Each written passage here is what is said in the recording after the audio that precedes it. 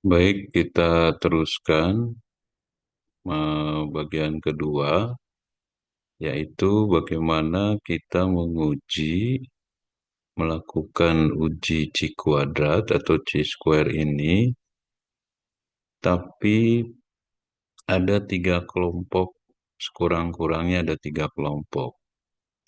Yang sudah dibahas pada bagian sebelumnya, itu kan hanya ada dua kelompok, sehingga kita membandingkan dua buah proporsi saja karena berasal dari dua buah kelompok. Dalam kasus tertentu bisa jadi kelompoknya itu lebih dari dua. Katakanlah ada tiga kelompok. Nah, pertanyaannya adalah sama, apakah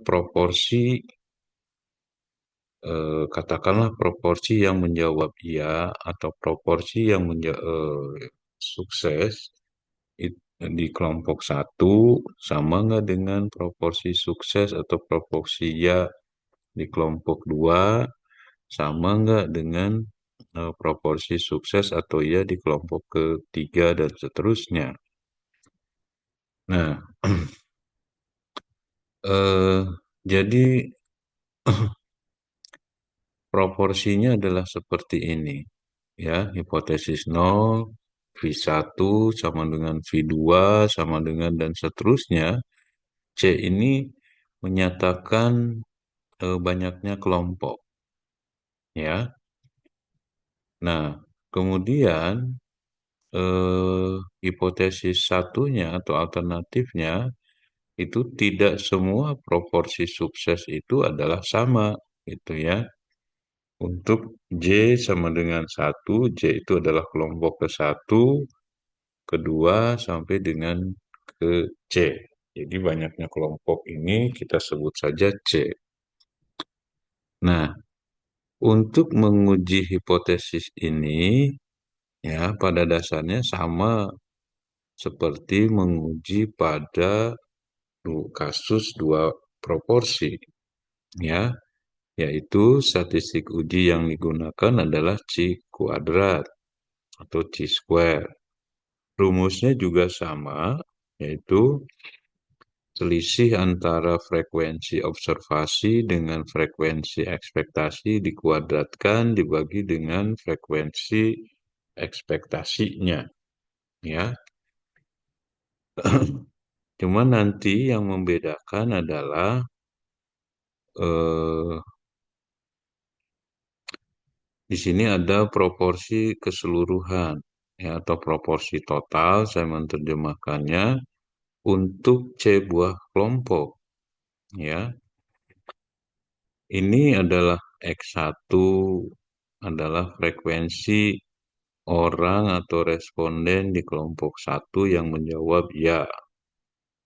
Kemudian X2 adalah frekuensi eh, yang di kelompok 2 ya yang menjawab ya dan seterusnya. Kalau ini kita jumlahkan kita kasih simbol X.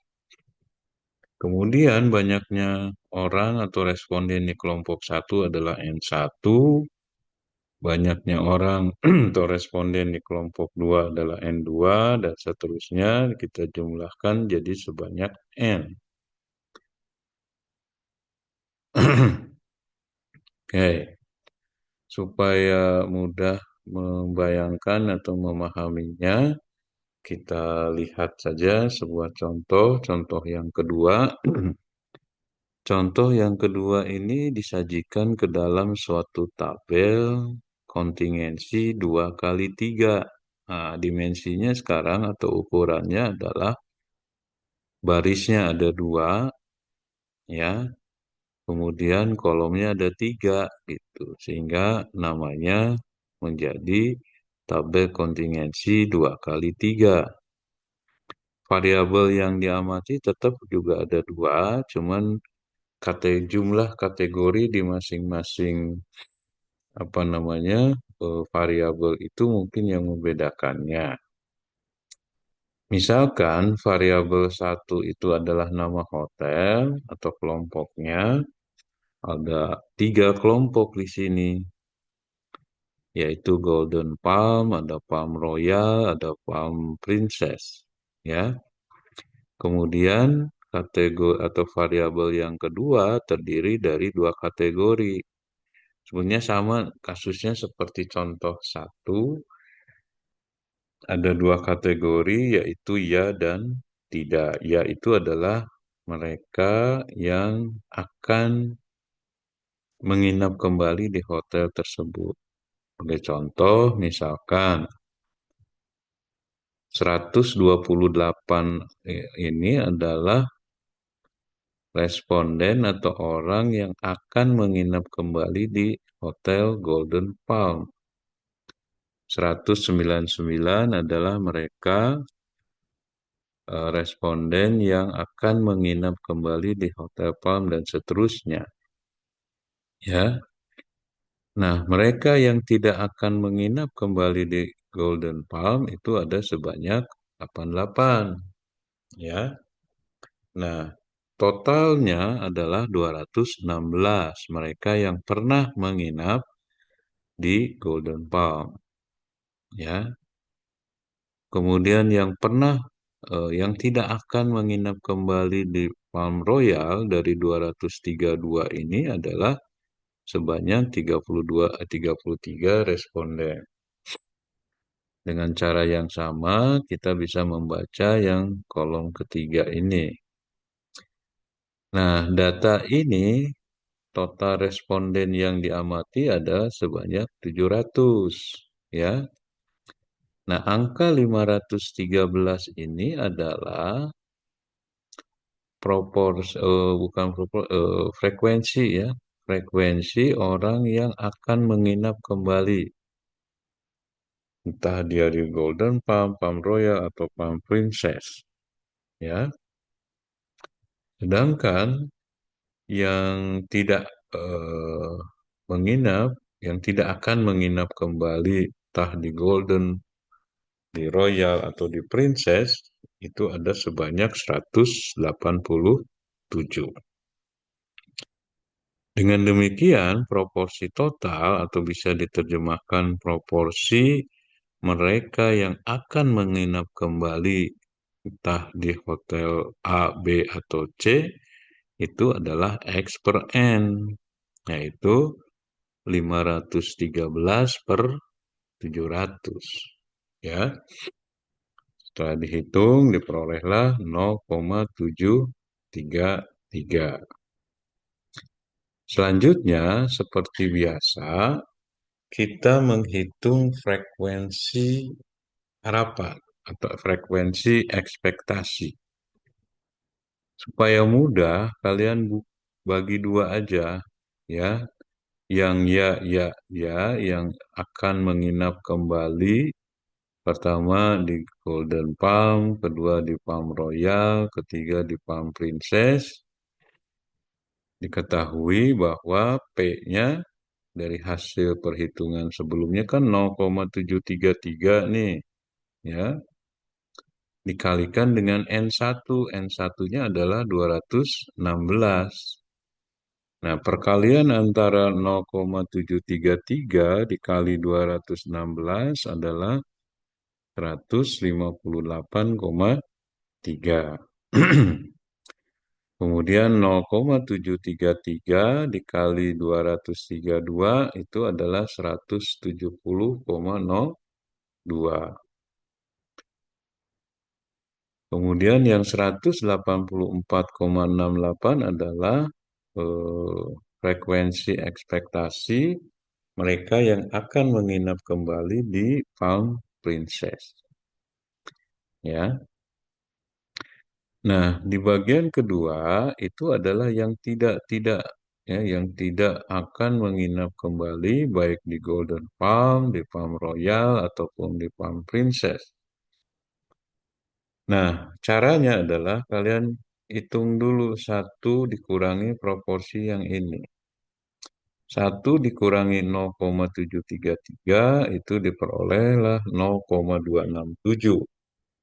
Kalikan dengan 216 sehingga diperoleh frekuensi ekspektasi untuk mereka yang tidak akan menginap kembali di Hotel Golden Palm itu ada sebanyak 57,7 ya.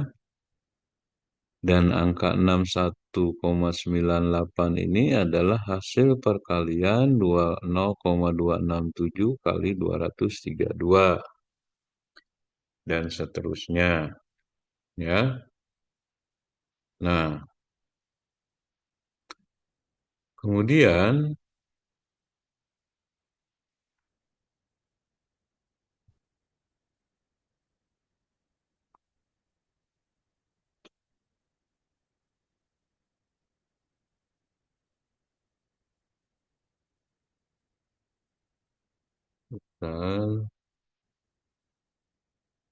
oke, kemudian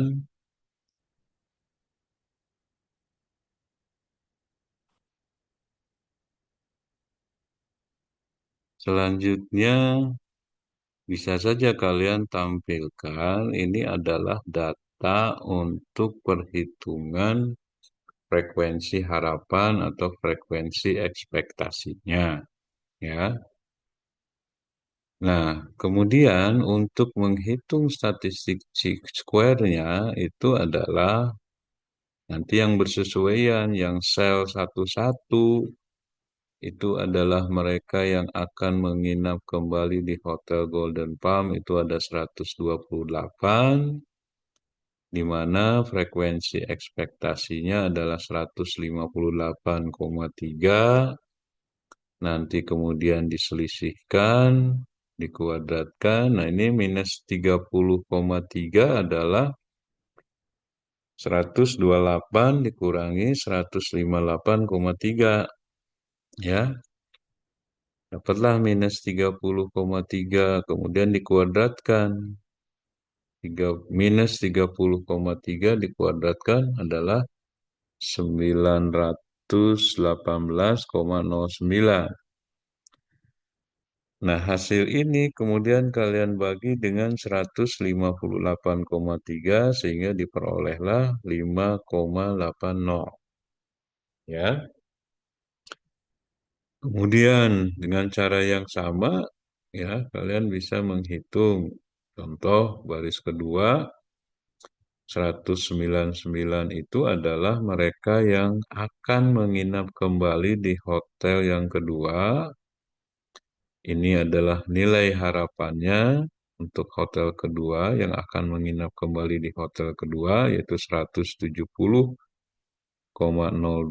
diselisihkan, dapatlah 28,98. Angka ini kemudian dikuadratkan, diperoleh 839,84. Kemudian dibagi 170,02 dapatlah 4,94. Ya. Demikian seterusnya, ya. Kemudian kalian jumlahkan 5,8 ditambah 4,94 ditambah 0,01 dan seterusnya sampai 0,02 dijumlahkan, dapatlah 40,23. 40,23 inilah yang kemudian adalah sebagai hasil dari perhitungan kuadrat atau square-nya. Ya. Nah, kemudian eh, setelah mendapatkan nilai statistik square-nya, kita seperti biasa, kita menghitung atau menetapkan kriteria ujinya. Ya. Nah, kriteria ujinya adalah tolak H0 ya, jika nilai square yang tadi, yang 40, sekian itu dibandingkan dengan eh, kuadrat yang diperoleh dari tabel. Ya, ini derajat bebasnya 2. Kenapa? Karena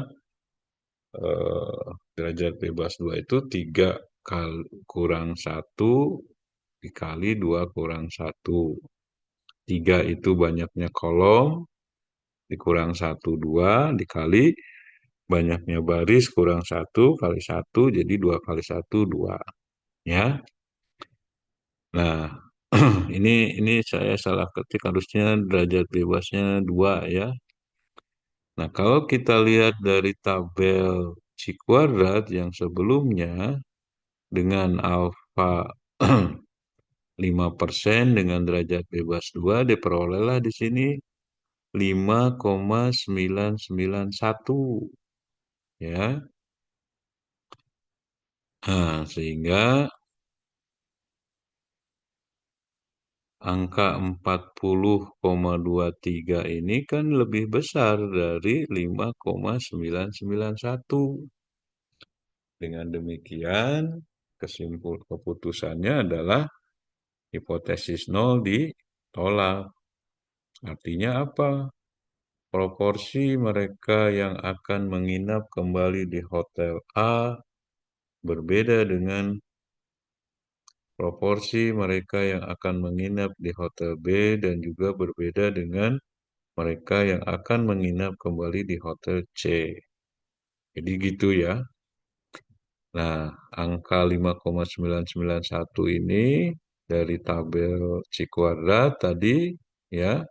Kemudian ini adalah yang tidak diarsir, ini adalah daerah penolakannya. Angka 40 kan ada di sebelah atau ada di wilayah penolakan hipotesis nol. Ya. Oke, saya kira itu yang bagian kedua. Jadi eh, tujuannya sama untuk menguji kesamaan proporsi, tapi untuk dua buah kelompok. Nanti pada bagian ketiga akan dilanjutkan untuk pengujian apakah dua kelompok atau dua variabel yang diamati dari tabel kontingensi itu saling bebas atau tidak.